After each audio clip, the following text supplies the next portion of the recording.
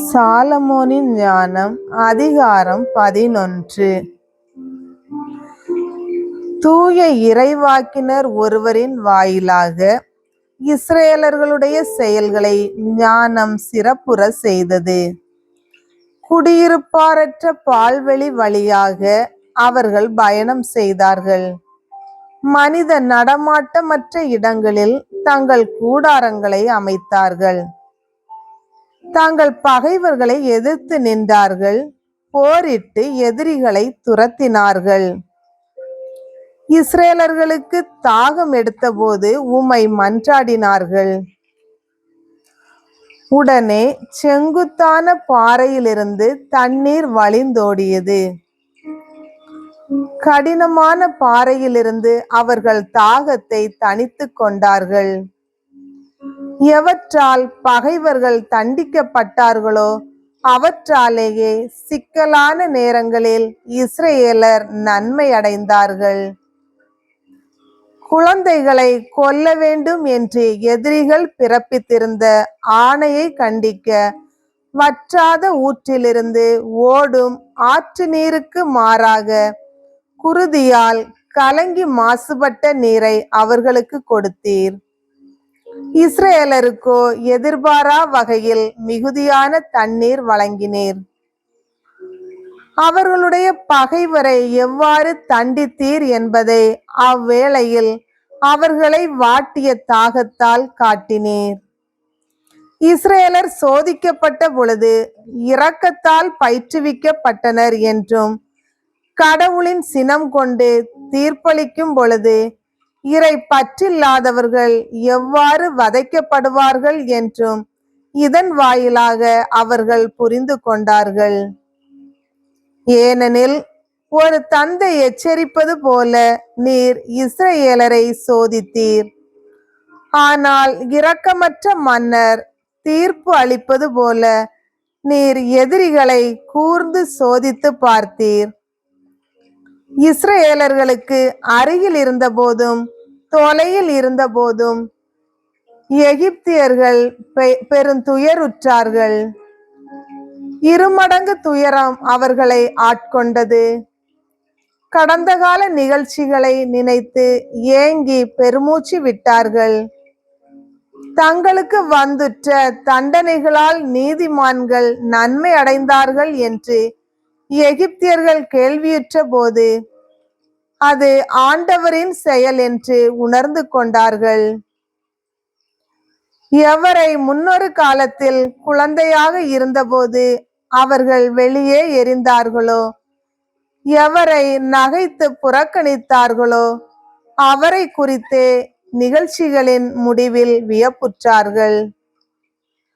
ஏனெனில் நீதிமான்கள் கண்டிராத தாகத்தை எதிரிகள் கொண்டிருந்தார்கள். எகிப்தியர்கள் பகுத்தறிவற்ற பாம்புகளையும் பயனற்ற விலங்குகளையும் வணங்கினார்கள்.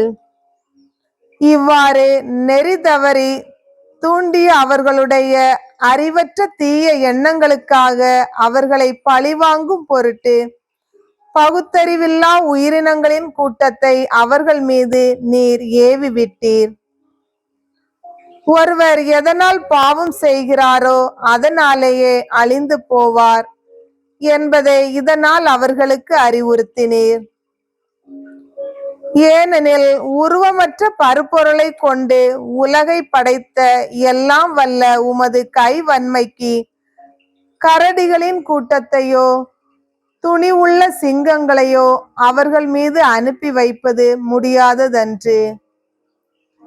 புதிதாக படைக்கப்பட்ட முன்பின் பார்த்திராத சீற்றம் நிறைந்த காட்டு விலங்குகளையோ வெப்ப மூச்சுவிடும் விலங்குகளையோ ஏப்பமாக அடர்ந்த புகைப்படலத்தை வெளியிடும் விலங்குகளையோ கண்களில் தீப்பொறி பறக்கும் விலங்குகளையோ அவர்கள் மீது அனுப்பி வைப்பது உம் கைவன்மைக்கு இயலாததன்று.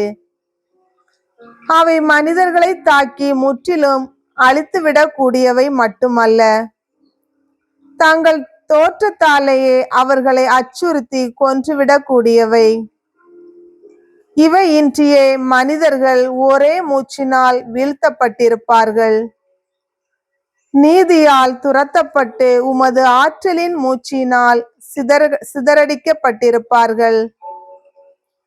ஆயினும் நீர் அனைத்தையும் அளவோடும் கணக்கோடும் நிறையோடும் ஏற்பாடு செய்தீர்.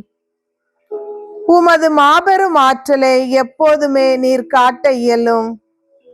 உமது கை வன்மையை எதிர்த்து நிற்க எவரால் இயலும்? தராசில் மிக நுண்ணிய எடை வேறுபாடு காட்டும் தூசி போலவும் நிலத்தின் மீது விழும் காலை பனியின் ஒரு சிறு துளி போலவும் உலகம் முழுவதும் உம் கண்முன் உள்ளது. நீர் எல்லாம் வல்லவராய் இருப்பதால் எல்லார் மீதும் இறங்குகின்றீர். மனிதர்கள் தங்களுடைய பாவங்களை விட்டு மனம் திரும்பும் பொருட்டே நீர் அவற்றை பார்த்தும் பாராமல் இருக்கின்றீர். படைப்புகள் அனைத்தின் மீதும் நீர் அன்பு கூறுகிறீர். நீர் படைத்த எதையும் வெறுப்பதில்லை. ஏனெனில் நீர் எதையாவது வெறுத்திருந்தால் அதை படைத்திருக்கவே மாட்டீர். உமது திருவுளம் இன்றி எதுதான் நீடித்திருக்க முடியும்? அல்லது உம்மால் உண்டாக்கப்படாதிருந்தால் எதுதான் காப்பாற்றப்படக்கூடும்? ஆண்டவரே, உயிர்கள் மீது அன்பு கூறுகின்றவரே, நீர் எல்லாவற்றையும் வாழ விடுகின்றீர். ஏனெனில் அவை யாவும் உம்முடையன. ஆண்டவரின் அருள்வாக்கு.